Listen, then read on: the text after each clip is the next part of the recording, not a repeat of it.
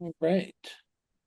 Welcome, everybody. You give it a minute as people kind of come on in here as we just opened up the doors. But thank you very much for being here tonight for this week's Workshop Wednesday.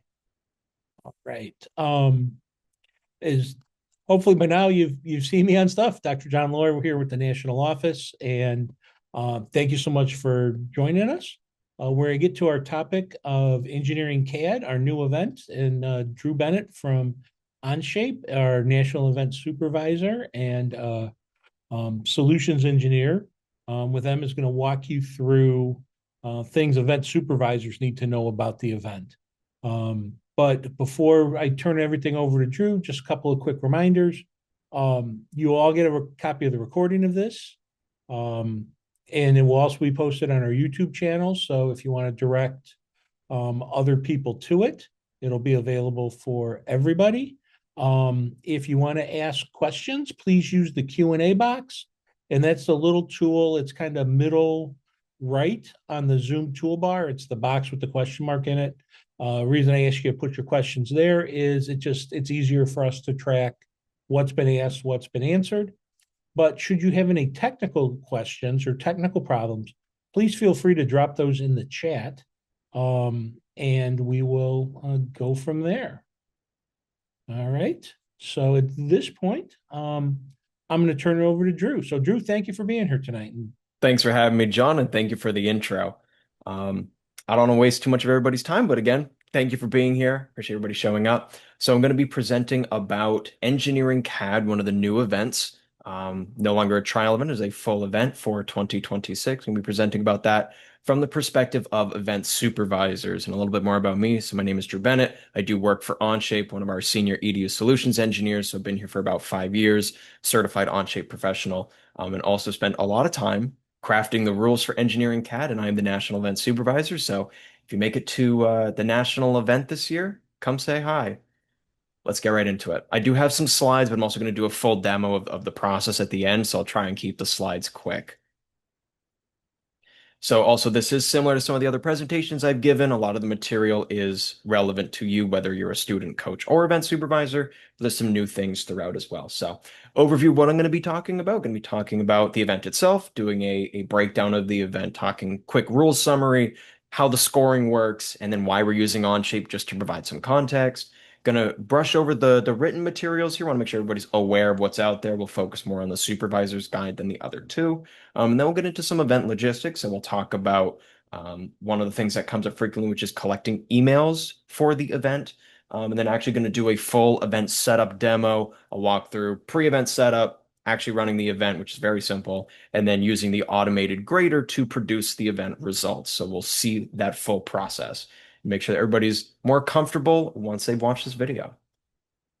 So event breakdown, engineering CAD. What are we doing here? The objective of this event is to test students' 3D modeling and spatial reasoning skills. And why are we doing this? A lot of engineering careers, mine included, rely very heavily on this skill set. It does also test a unique skill set compared to other events. There are some other great engineering-based challenges in Science Olympiad, but none go after spatial reasoning and 3D modeling. You might use it to assist with an event, but it is not the core function of any other event. So this is new and unique, and will allow different students to show off their skill sets. It does also tie directly into the skills required for Onshape certification. So of course, as students are all looking on to progress their careers after high school, the more certifications you have on your resume or CV, the better off you will be. It's very competitive out there, and anything you can do to show off your skills sets you apart from the competition. So, Engineering CAD is modeled pretty heavily off of the actual Onshape certification, which does also mirror a lot of other industry credentials out there in the 3D modeling space. So becoming familiar with this event is going to directly help these students, regardless of what software they might end up using in the future. Summary of the rules for Engineering CAD. So students are going to work in a team of two. They're going to be provided with a set of engineering drawings. They will then 3D model from these provided drawings the 3 to 6 parts. Once they have modeled said 3 to 6 parts, they will combine them into an assembly. It will also include some provided parts. So there's going to be more than just what the students create. There's going to be some things provided for them. And they're going to create the assembly shown in the drawing package. They have 50 minutes to do so and then submit their models. And the modeling must be done in Onshape. And you'll see why once you get into the grading and all of that. So I'm going to show the event flow for competitors, and then I'm going to show the event flow for you as an event supervisor, because obviously it's going to be different, but it helps to know what the student competitors are going to be seeing. So when the event starts, you're going to receive the drawings, and the event starts. They're going to take said drawing packet, they're going to look at it, and they're going to divide up how they want to go through this work. They're going to model those parts in Onshape and Part Studios following the drawings. Once they've created their parts, they're going to look together at the assembly drawings and figure out how everything combines to make a recognizable object. And then once they've made that object, they're going to submit, and then they're done. That is the end of the event for these competitors. As soon as they click submit, they're all done. So pretty simple when you're looking at it from the perspective of the students. From your perspective, what are your steps? I also broke it down into 5 steps. So you're going to start by gathering student emails and creating your Onshape classes. Of course, you could get a little more detailed than this, but these are the 2 major steps that are going to start your pre-event preparation. Once you've done that, you're going to choose a test. I've been making a bunch of tests. Some of you have probably worked with me to get tests for your invitational events. But of course, you can make your own test. In the Event Supervisor's Guide, there are some guidelines on what makes a good test and how to create that in Onshape. So you're going to choose a test, whether pre-created or made yourself, and then you're going to set up the test assignment in that class you've made. You're going to set it up as a draft. That's the end of the pre-event steps. Once you're actually ready to start the event, you'll hand out those drawings that you printed out. I guess you could say that's one of the steps pre-event. You're gonna have to print those out. So you're gonna hand out those drawings. You will publish the assignment in Onshape, and that marks the event start time. Students will be able to access the test and do the modeling that is required. And then you just wait the 50 minutes. Then your post-event prep starts. I guess post-event steps. So once the 50-minute period has elapsed and all the students have clicked submit, you're going to collect those printed drawings so that none of the testing materials wander out of the room. And you're going to close the assignment in Onshape, and that marks the official end of the event. Once you've closed the assignment and you've collected all the tests, what you're going to need to do is use the Science Olympiad Checker application to grade the tests. It's an automatic grader that is built into Onshape, and you can add it to your account very easily. So once you run through the app with a couple clicks, it's going to grade all of these submissions, and then you can export those results to a simple spreadsheet, and then you can go and do your further organization and set it up to be submitted for the award ceremony. And that's the event. Cool. Let's keep going. So I do want to touch on why Onshape was the choice for this. So Onshape has a very interesting history with Science Olympiad, and that's actually why I got brought into Science Olympiad. So me and other members of the team at the Onshape education team started getting support requests from people, participating in Science Olympiad events that were using Onshape during COVID, because of course Onshape requires no download and is super simple to collaborate. So we had different events that were using Onshape as a substitute for some of the events. And we ended up doing Write It, CAD It, which of course is not an event anymore. But with Write It, CAD It being a thing and using Onshape, wanted to, further that collaboration between Onshape and Science Olympiad and develop an event that better utilizes Onshape's feature set to make a simpler, more straightforward, more skill-based event for Science Olympiad. So that's how Engineering CAD came to be. So why did Science Olympiad approach Onshape, and why have we formed this partnership? Of course, it's free for students, educators, coaches, you as event supervisors. It's free. It's going to stay free. You've got nothing to worry about there. It also, of course, I'm going to skip down a little bit, doesn't require any download. So it's like Google Drive of you simply log in to cad.onshape.com and everything you've worked on is there, which makes this incredibly simple. You're not tied to a specific device or a specific hard drive on a device. It also runs on whatever device students want to bring in. This is huge. Students do not need to spend money on an expensive device. This really helps level the playing field. You're not going to see much of a performance difference between something like a simple school provided Chromebook and something like a more powerful new MacBook. Um, the differences are negligible, and the real difference is going to just come down to skill and preparation, which is great. That's what all these events should be about. Um, there's also a huge library of online learning resources. One of the best things I've heard going to the national championship over the past couple of years is that, some teams were very daunted. They felt it was going to be a daunting task to learn a 3D modeling platform. But Onshape has a huge library of free online learning resources that we at Onshape have created. Um, that have made it very simple for teams. You don't need to have an engineer on staff. You don't need to have somebody with this experience. You just need to have somebody that's willing to learn these skills, and go through these step-by-step learning processes to build up their skill set so they can compete in this event. The feedback's been great of some students really latch onto this. They love it. Then they start, 3D printing things and laser cutting things and, bringing it into their actual regular life as a sort of artistic outlet, something they can do because it's easy and it's fun. All right. Scoring.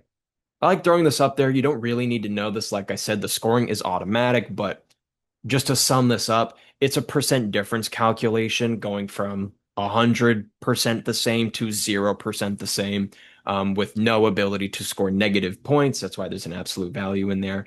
Um, so for each of the parts, and this is a common question. So the parts in essence do matter more than the assembly because each individual part is scored out of 100, and all of the parts combined together in the assembly is also scored out of 100.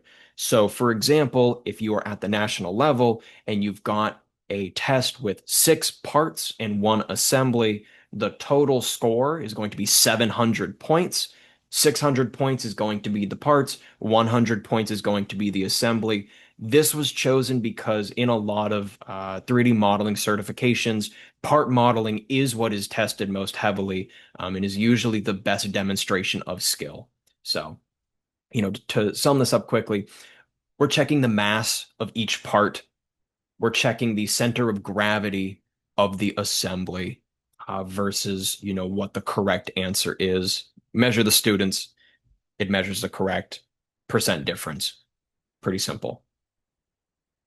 The scoring does have a second layer to it. There is a set of tiebreakers, and it's based on time to submission. So when a student clicks start, Onshape keeps track of this. It knows exactly when a student started. It also knows exactly when a student clicks a submit button. And as part of the automatic grading, that exact time down to, I believe, 3 places of a second is provided to you. So the chances of 2 students getting a perfect score or a perfect zero and having a tied time, I would like to think, is basically zero. So you're always going to be able to break tiebreakers, using time as your measure. And this was chosen because we want to reward students that have practice and have their skills down to a T. They know things like the hotkeys and they know different ways that they can speed up their process to produce the same correct result faster. So in my experience, it's been a pretty solid gradient going from perfect scores to zeros.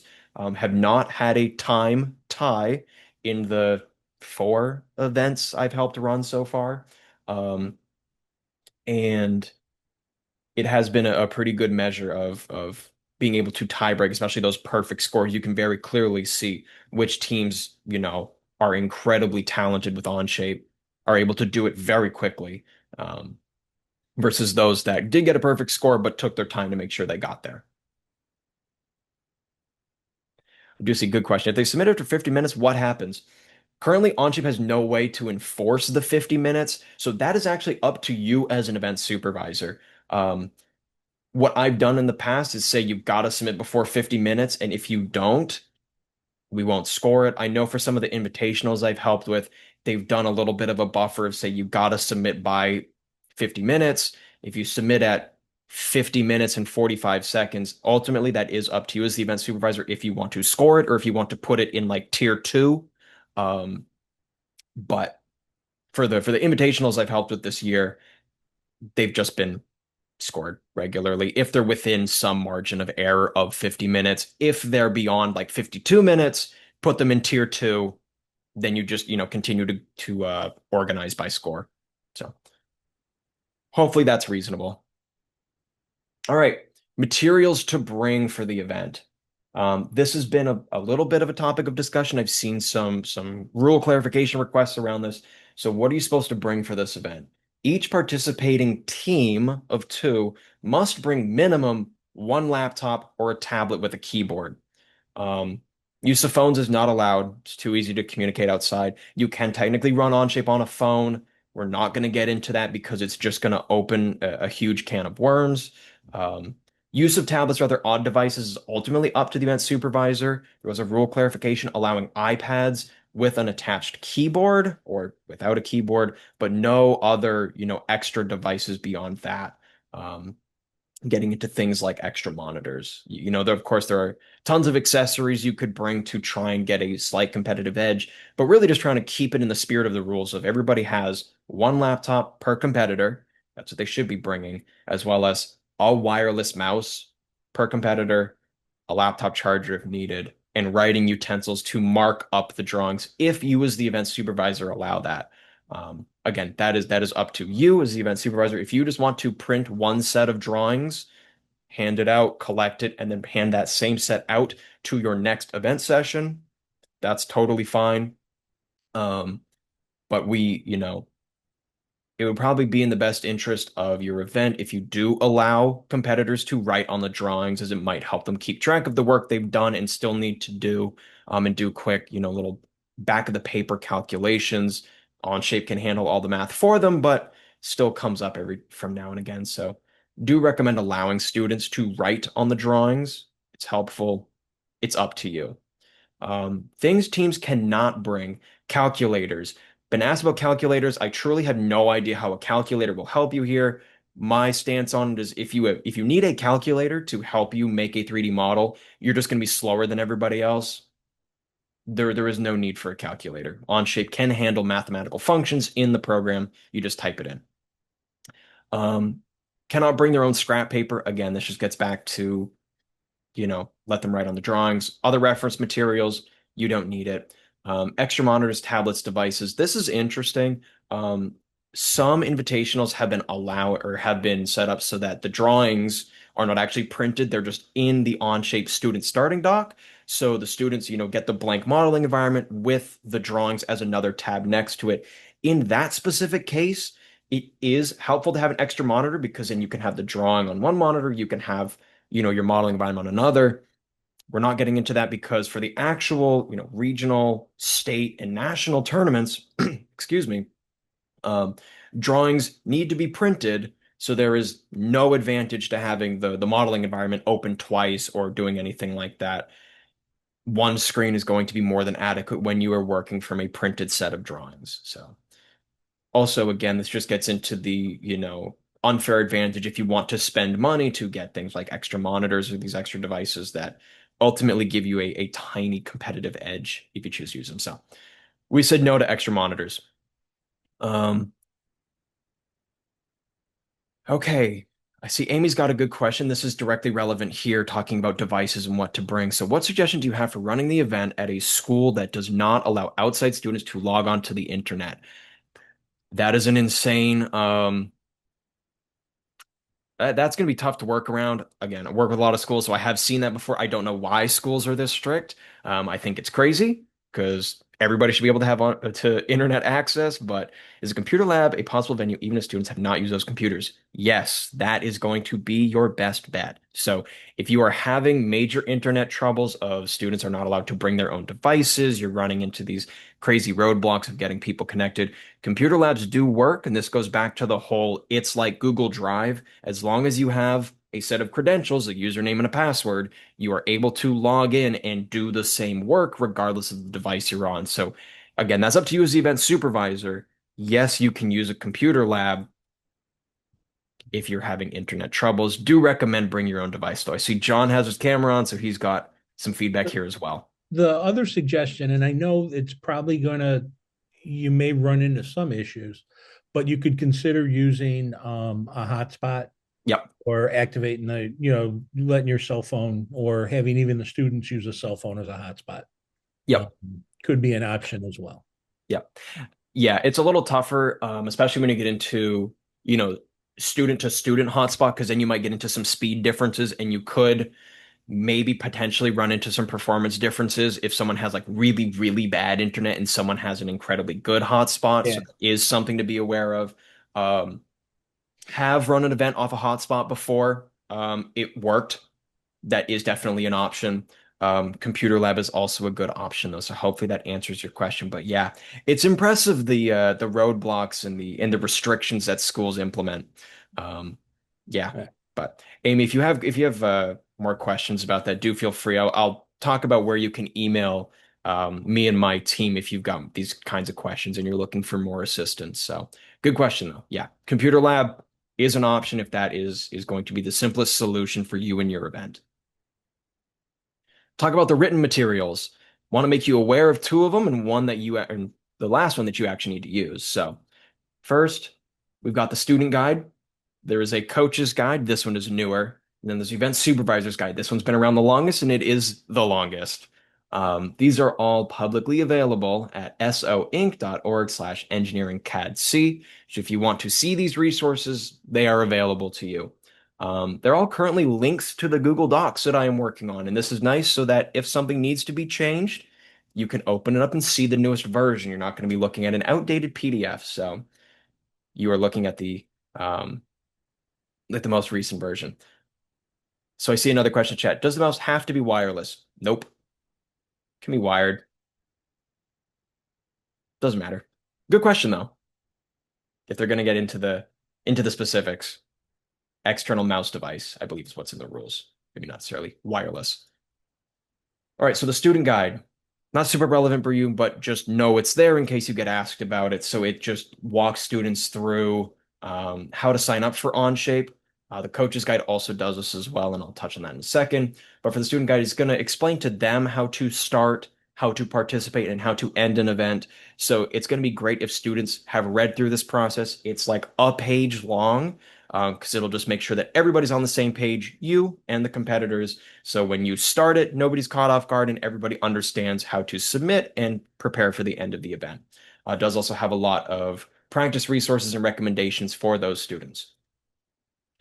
Coach's guide is a more built out version of the student guide. Want to make sure that coaches are familiar with what students are going to need to do and how they can help them practice. So this includes sign up instructions and a common question. Again, this might come up for you. If a coach approaches you as the event supervisor and says, my students are not allowed to make Onshape accounts because they don't have an email or their email cannot be used for those purposes, you can point them towards the coach's guide, which does provide multiple different options to create accounts. Um, it provides options based on students can use their emails, or the coach needs to create an email, and it walks you through the process of how the coach can create an email, not enter any student identifiable information, and then provide them with two Onshape accounts that they can use for the event. So no student identifiable information is ever entered, doesn't run it up against any school restrictions. Also talks about how to set up a testing environment. This is actually very similar to the way that event supervisors are going to do it, and then talks about running a mock event and practice resources. And now the guide that actually matters for all of us. Of course, it has the least written up. So the event supervisor guide is a 20-ish page guide that walks through basically every single step of running an engineering CAD event. It is broken into sections. So you're going to see it's color coded to show the pre-event setup and then the event running and post-event teardown. The majority of the guide is talking about pre-event setup. So that's why it's divided at pre-event and then during and post-event, because the during event is extremely simple of once you click publish, you wait. Not a whole lot else to it. Does have lots of pictures and icons to try and make it as easy as possible to follow. I'm actually going to walk through a lot of these steps in a little bit. So if you, for whatever reason, want to learn more about Onshape, you want to brush up on your skills, or this is something you want to do, maybe you want to try your hand at making your own engineering CAD tests, best place you can go to learn Onshape is going to be learn.onshape.com. everybody has access to all of Onshape's Learning Center resources for free. So this is for true beginners all the way to proficient users. So if you have an engineering background or you've used other 3D modeling software before and you want to transition those skills to Onshape for this event, there are some courses that can help you do so. I like to point this out, but I'd be really shocked if you can find a YouTube video that explains it better than the Learning Center can. So definitely go check that out if that's of interest to you. All right, let's talk about some event logistics, and then I'm going to get into the demo. Um, so collecting emails. I think I mentioned this a little bit earlier. I'm going to talk about it now because, in my opinion, this is probably the hardest part of an engineering CAD event. And in saying that, it's still not all that difficult, but this is probably the thing to make sure to get right. So, and this is because it's going to require planning and setup ahead of the event period. You know, this can't really be done the day before. This needs to be started about a week out to give coaches time. So, what you need to collect so that you can set up the testing environment is you need to know the school's name and you need to know the two emails for the Onshape accounts that students are going to be using for the event. In the invitationals I've worked with, Google Form has worked well. It's pretty quick to create. Everybody has access to Google Forms to create it.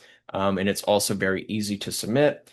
Nice thing about Google Form is when it creates the spreadsheet, it does make it very simple to copy and paste out the emails as well. So you can very quickly create a simple CSV that you can use to upload all the students into your class.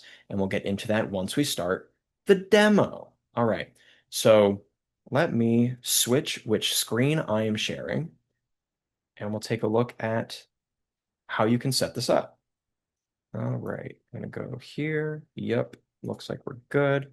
Okay, did I share the right screen? I did. All right, so we're looking at my Onshape window here. So I am logged in as an event supervisor. So I have followed the event supervisor guide and I have created an Onshape account as an educator. And you can see I've got my classroom right here and it's called Example Engineering CAD Event. So I've logged in and I see I've got my little classroom icon. It should be empty when you make one. As you can clearly see, I've used this for past events. It's going to be helpful when I'm showing off the grading app in a little bit because I need real event results to show for that. Um, but as you can see, I'm in Onshape. I do also want to pop over real quick and show so a Google form that you can use. Basically, something like this will work. You know, I've just got it set up so it's Engineering CAD sign up form. Enter your students' emails below for the upcoming invitational. Ensure the emails you've entered have an associated Onshape account. Failure to do so result in an NP. Of course, that's up to you, but never hurts to be very direct with the rules so everybody knows what they're getting into and make sure that everybody fills it out. Of course, you can see you can fill it out with school name, student number one, student number two, and then of course I confirm that I'm a coach and I've double checked these emails because typos will cause problems. And then submit. So this is all you really need to collect to create a spreadsheet that looks something like this from those results. And we'll use this in a little bit once we're getting ready to set up one of our event sessions. So, all right.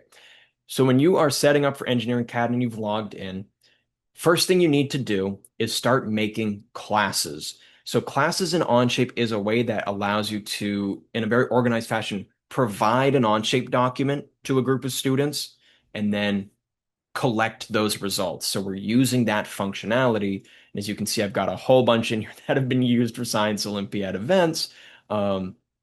Makes it very easy to collect these results.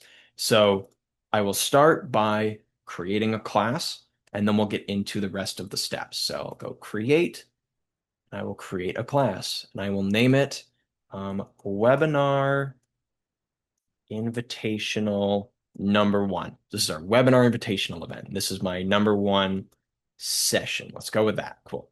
It'll be in my example engineering CAD event classroom, and I will click create. Cool. So now I've made my class, and this is where I need to both create the test assignment and then add the participants. So I will start by adding the participants. So if I go to members, you can see that I'm in there as the educator, and now I need to add students. So the simplest way to do this is if you go to the Manage via CSV button, I click here, I'm going to open up a menu, I can download this template. What this template's going to do when I open it up, it's on the wrong window. Now it's on the right window. So you can see it's just going to ask, what's the email? What's the role? So what you will need to do is go to your spreadsheet and grab these emails. Let me get back to, there we go. So you do something like, I'm opening up all the wrong things. All right, so you do that. You would change this to be student, and you get the point. Not super hard. So you would add in your students, make them all students, and then you will, how do I save from this? I straight up do not know. I do not use numbers much. Anyways, you would save your CSV, and then once you've saved your CSV, yeah, I will save it actually. Perfect. All right, you can go select file, and you can open that up and process upload. You can see it's going to say user added to class, user added to class, user added to class. Of course, it should have saved those properly. So once those saved, I can X out and you'll see that now all of those exist in the class. So hopefully that makes sense. Not the cleanest demo, but again, you can use the CSV to list out the emails, list them all as students, and then bulk upload them into your class. So this is ultimately where you're going to decide how many participating teams you want in each session. So at the national level, we've got 60 teams. We run it as 4 sessions. So, I would need to put in 30 emails here for the 15 teams that show up for each session. Of course, depending on the size of your event, it might be smaller than that, it might be larger than that. For really large invitationals, I've been saying just to help keep it manageable, probably do no more than 30 teams, so 60 emails in any one class. That's sort of an arbitrary line. It's up to you. It just makes it easier to track back which students were in which session, but you determine how you want to divide it up. Hopefully that makes sense. But so I've gone and I've added my student members here that are going to be competing. And next I need to choose my test. So if I want to set up a test, I go to assignments and I'm going to create an assignment. And I will name this Engineering CAD test. I'll click create. Cool. So when you're in this window, what you're going to need to do is have students begin with a copy of a selected document. And the selected document is going to be the student submission document. That is what you're going to grab and attach to this assignment. Of course, I've not created one yet, so let's actually go do that first, and then we'll pop back into here. Okay, so from here, if you request that tests are shared with you, email will come to me if you email competitions@ptc.com. That's in the Event Supervisors Guide. If you get to the testing section, it shows you how to reach out to us. But if you are shared into the invitational or eventually the real regional and state tournament tests, you will see in your shared with me, there's going to be a folder. And we've got the Science Olympiad, Engineering CAD current invitational test. So I can open this up. I can go in here and I can duplicate one of these. So if I want, what I need to do is I need to duplicate the student submission doc, and I will just name it this and send it to my class. Copy here. And then I will also click on the answer key and copy workspace and click on my classroom and open and copy here. Cool. So the goal is that there's going to be one test available for every weekend you're here. You're going to see that in the current test folder, there's going to be one for you to choose from that contains both the answer key as well as the student submission documents. So the answer key is what we're going to use for grading. The student submission document has the drawing package that you can download and print, and also has all of the blank part studios in the assembly that students need to work from. So they come as a package deal. They are set up so that if you use both, the grading will just work. So as you can see, duplicating the answer key as well as the student starting document is pretty simple. You're just going to go again, shared with me, find that folder that's been shared with you and do the copy workspace on both to your classroom. You'll see that now I've copied both of those and they show up there. All right, let's go back to my class that I made. Um, where did that go? Oh, it's my unpublished classes right here. Webinar invitation. Excellent.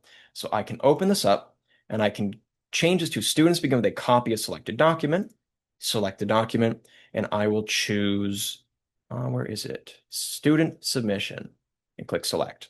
Awesome. I will allow students to share their assignment document. This is important so that when student number one clicks create, they can share it with student number two and work on the same document. If they're working separately, it's not going to work. In the student guide, it explains how one needs to click start, share it with the other. The other student does not need to click start. One will share with the other. That ensures they're working in the same document. Again, just like Google Drive, if they both make their own copies, they're not working in the same document.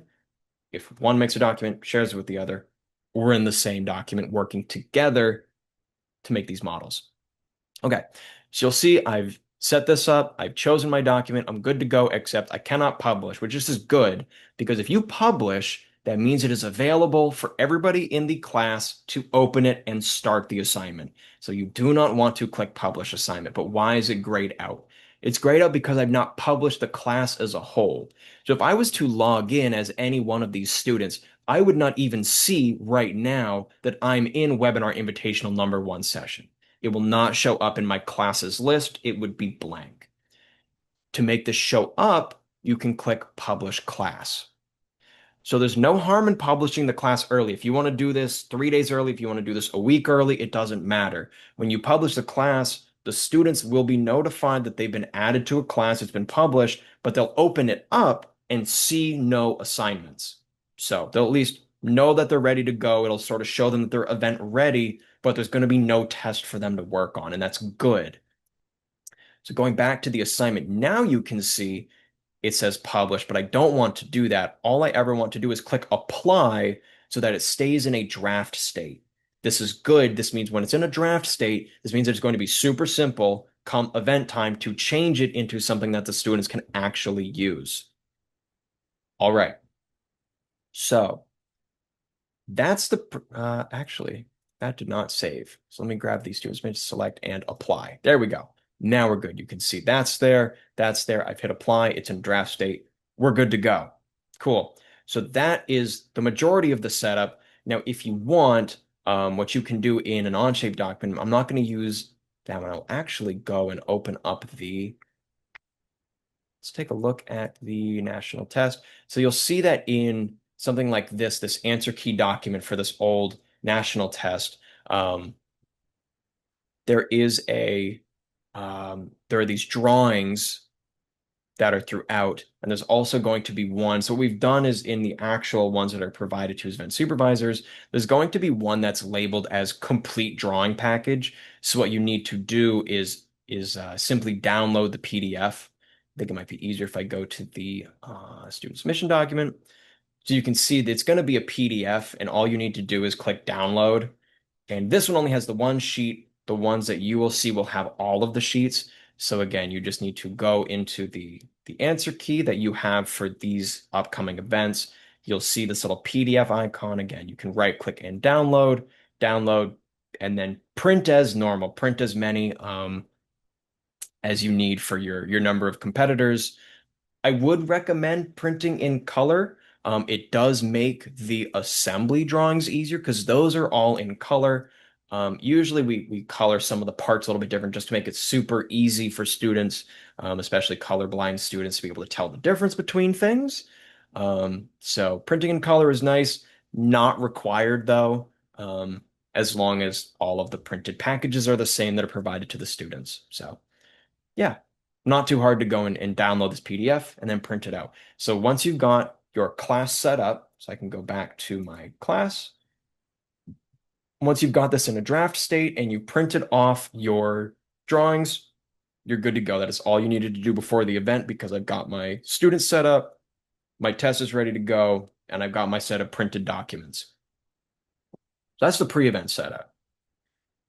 To run the event, like pretty much most of the other Science Olympiad events, you will take your set of printed drawings and you will lay them out however you choose, hand them to the students at the door, put them down on the desks, whatever works for your event setup. And when you are ready, you tell students to flip over their papers and start looking at the drawings. You will change it from draft to in progress, and you'll tell students to refresh their Onshape page and go. And that's it.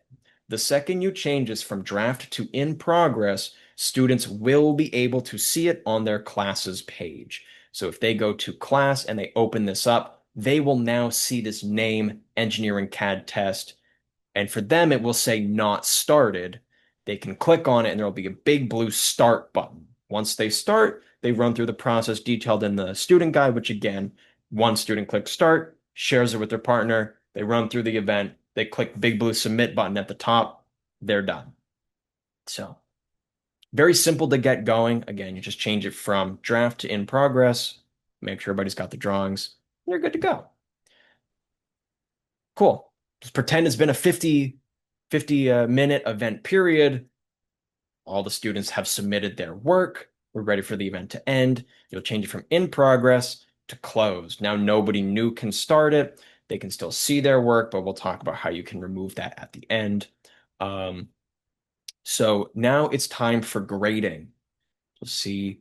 And I'm not, obviously I don't have any, I got 3 not started, so I don't have anything to grade in here. But I will show how you can run the grading app on a set that was completed. So I'm just going to go back to Onshape.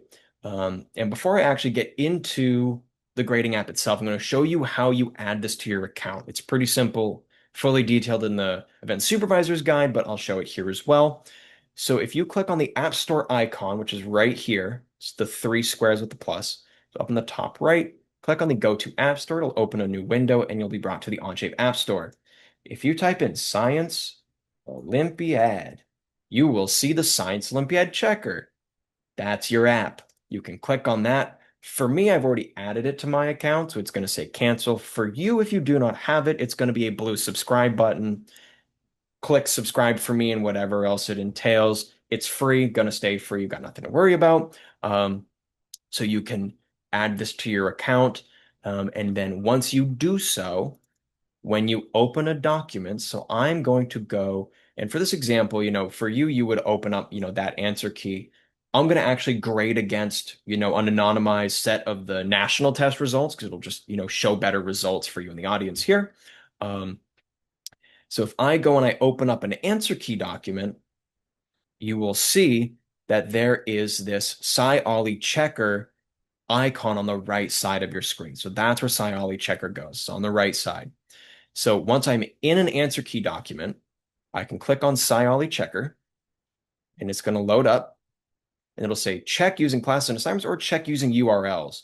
So if you are trying to grade a specific test, you don't really need to use this method, but just want to explain how it works. If you want to use this, if you were to grab the URL, this full thing at the top of the student's submission, you can copy and paste that in here and click load documents and it'll grade that specific test. That's not what we're going to do. That's slow. You don't need to do all that copying and pasting. What you're going to do instead is you will check using classes and assignments. So when you click this check using class assignments as well as check using URLs, the document you have open is being used as the answer key. So if you go and you open the student submission document, you try and grade against that, it's not going to work because it's blank. So do make sure that you're opening the answer key and then click check using classes and assignments. And you'll see all of your classes up here. Again, I have a ton, but I know that the Division C, Session 4, this one used this model. So if I click on this, it is going to show me there's the Engineering CAD Nationals Test assignment and 13 submitted, 4 not started. Looks normal. I can click on that and it is going to load each of the submissions. So as you can see here, loads pretty quick. It's going to give me a thumbnail. It is also going to highlight if specific tests don't work. So the way that the grading application works is that it is checking. So you can see like this part studio here says extruder body, and it's got that part that just popped up. That is what is in that part studio. So what the grading app is doing is it is checking the answer key. It's saying, okay, there's a part studio named extruder body. I'm going to look in the student's document, and they had a blank part studio named extruder body. Is it still there? And does it have a part in it? Doesn't necessarily need to have a part in it, but that's how it's matching. And then it is going to do that mass to mass comparison. For the assembly, it's going to do the center of mass to center of mass. When you see this where it is saying it's not gradable, it's because the students have gone and edited the names of the tabs.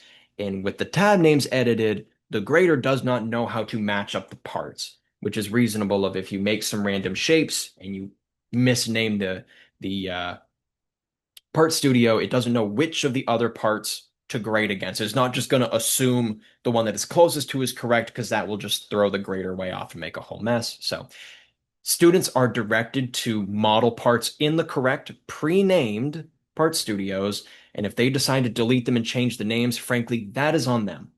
So that is why you will see this mismatch and it will not grade because, again, does not know how to match answer key versus their work. The other students followed the rules and everything worked out great. So we can click grade models and it's going to sit and think for a second. And you can see it's going to grade the extruder body, tension arm, blah, blah, blah, blah, blah, for a total max score of 500, individual score of 100 each. And you can see just like that, the scores are starting to populate. So this person clearly did nothing and got a 0, where this student got a 326 out of 500. This person got an almost perfect score of 488.8.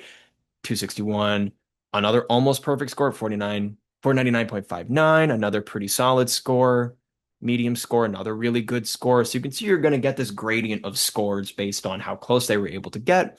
And you're also going to see, again, so these are the national test results. So the time is crazy long because this happened in May. So, um, but this is showing you the minutes and the seconds and then the decimal seconds. We reformatted this to be minutes and seconds, hopefully to be more compatible with Excel, whatever you're going to be doing for the actual like sort of final results tabulation. So it is doing minutes, seconds, portions of a second there. And as you can see, I mean, it grades very quickly. So it was done grading before I could even finish my spiel about how it grades. So goes very quickly. And then once this is done, you can download report. And what this is going to do is it will open up a CSV that looks like this. So you can see it's going to show you the document author. This is why you need to have the school name tracked with the emails, is then you can use that to match back to, whoever authored the document, or clicked start, which school they were from. Don't know why that went away. Now it's back. It shows their score. Tier and status we just put in there. You can tier and status yourself. It's always just going to be 1 and C for completed, but you can change this to NP, DQ. You can change the tiers. We're just trying to make it as easy as possible for you to change this on your own. Shows the time here, shows the document name, and then sort of just for record keeping reasons, shows the individual element scores there as well, which can be helpful for things like if somebody's looking for I'm totally blanking on the word when it's called when somebody wants a double check. John, you'd have to fill me in there. I don't, it's been a long day. I'm totally forgetting the word. Um, but yeah, so that's what is included in the grading sheet. So of course, from here, you can, sort this information. You can copy and paste it into whatever official spreadsheet you have for your event. Um, and that's that. That's, what your work is going to look like as an event supervisor. Again, the automated grading will save you a ton of time and makes, the end of the event basically error proof, as it's not on you to do any math. Just going to come down to copy and pasting this into a spreadsheet. All right. That was a lot of information, but hopefully that showed off how the event works, how it's actually not that daunting to be an event supervisor for this event. Um, so with that, I think that wraps my presentation, and I see um, We've got some questions coming in, so I want to make sure that I address those. So I'll start with the first question. Didn't mean to skip over this. I just thought it'd be best to answer this at the end. So we had trouble when we trialed the event last year where students had made the wrong type of account. They couldn't work on the same project as their partner. How do you suggest we handle that? Okay. So what's happening here is that when you go and you create an Onshape account, and actually this should be solved when they're added to the educator plan unless they do something very odd. But sometimes what happens is students go and they make a free hobbyist account um, instead of a student account. So students are directed in all of the guides. It shows them how to go to onshape.com and how to sign up properly. So I go onshape.com and you go sign up now and you were to fill this out. I do test example at gmail.com. Let's see if it'll let me go. You'll see that it's going to say business, education, and fun. Really hoping everybody clicks education because then it will ask them, what are you using it for? And it'll direct them to make a student account. So should be pretty easy to get right before the event. If you are trying to solve this during the event, I'm going to be honest, I don't like me with the admin privileges I have, I can go do that. You as event supervisors, I don't think there's going to be a good way to very quickly fix that account type. However, unless they have done something very weird with their account, when you add them to the class, it should automatically set them to be a student. So that should handle that. And if it doesn't, please email us because we would love to investigate why it didn't work. But to sort of bring that full circle, if you make a free hobbyist account, you can only work on documents that are public. By default, anything made by an education user, like these Science Olympiad tests, are private. So if some way, somehow, you're not added to the class, it's shared with you, and you're on a free hobbyist plan account, you will not be able to edit that private document. Um, Also, the other potential thing is if they're not working on the same project is because both students clicked start and did not follow the instructions of one student clicks start and then shares it with their partner while the other person waits and opens it through their shared with me. Something we're doing to remedy that this year is in the pre-made test that I'm making. I'm also going to put this in the event supervisor's guide. There's the first thing that opens when they click, start assignment. The first thing they'll see is not a blank part studio. It's actually going to be a PDF that has some instructions. And it says, first of all, put your C number in the title of the Onshape document and also says have one student click start, have the other student, share with their partner to make sure they're working on the same work. So hopefully, so two possibilities. One, somehow they're on a free account and did not get properly upgraded. That one's harder to fix, and students can really check that before the event. Other possibility is they both clicked start. If that happens and a student is concerned that they're not working on the same document, you can tell them, please make sure that you have shared it with your partner and that they have opened what you have shared with them, which you can do so from the shared with me. So, good question, long answer. Hopefully that helps. Other question came in. So are you setting up a class for each time slot and then grading each time slot separately with the checker? Yes, you got it exactly right, which is why if I go back to my classes list here, you can see for the Georgia scrimmage I helped run, that had multiple sessions. Again, those all ran simultaneously because that was a remote event, but just for organization purposes, it was easier to sort of divide them all up and have anybody that sort of straggled in late, have them in their own session, and also explains why for something like the national tournament, you can see that we had session one, session two, session three, just so it made it very easy to provide only the students in the room with the test and then take it away from them and then grade them based on each of those sections. So yeah, if you're going to be running an event with three sections, you'd be making three classes. You'll make three of those CSVs that I made earlier to upload the student emails. You'll create that assignment where you just click the, start with a copy of selected. You'll do that three times, and then you'll publish each one when that set of students is in the room, and then you run the grader three times, and then combine the results at the end. So yeah. The question: how often will invitational tests be available? All right. With the understanding that the tests take a little while to make, and most of the tests most importantly, are going to be for the regional and state tournaments, have been rotating the invitational test every 3 weekends.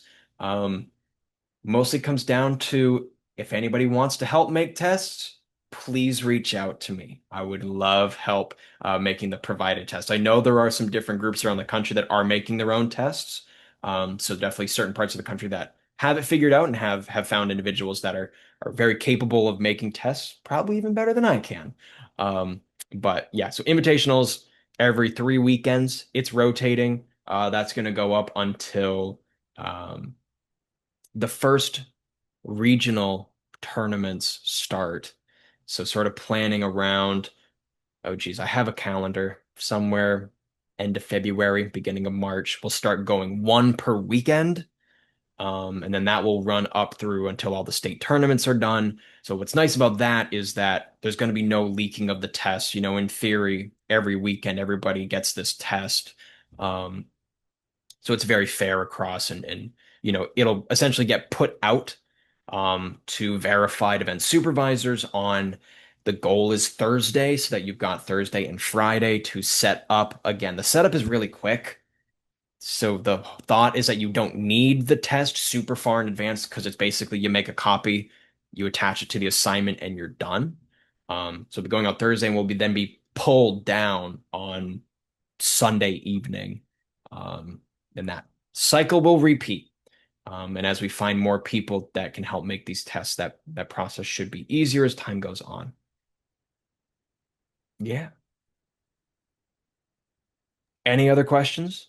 Anybody got any burning thoughts? We're right at time. Man, I nailed the timing there. Yeah. Oh, and naturally, you did a fantastic job, and you were worried that it wasn't gonna Yep. I had enough. no Hey, idea. two more just popped in. One real quick. I'm going to take a shot at this one. Martha asked if they happen to be using SciOlympiad, and that's kind of our online Yep. platform. The students' emails are in there, so they could pull the emails right from SciOlympiad. They don't need to do anything special, right? Um, okay. Full disclosure, I've not had the privilege of using Olympiad. No event I've ever used has used it. So I'm not super familiar with the platform. Wish I was. But I thought there's been some issues of that just gives you like the Olympiad ID and not necessarily the email. I don't, John, you can speak better to that than I can.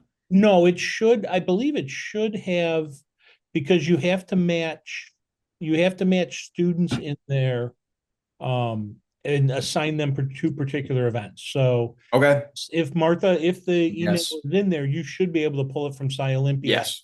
Yes, you should. um without having to do anything special. But Yep.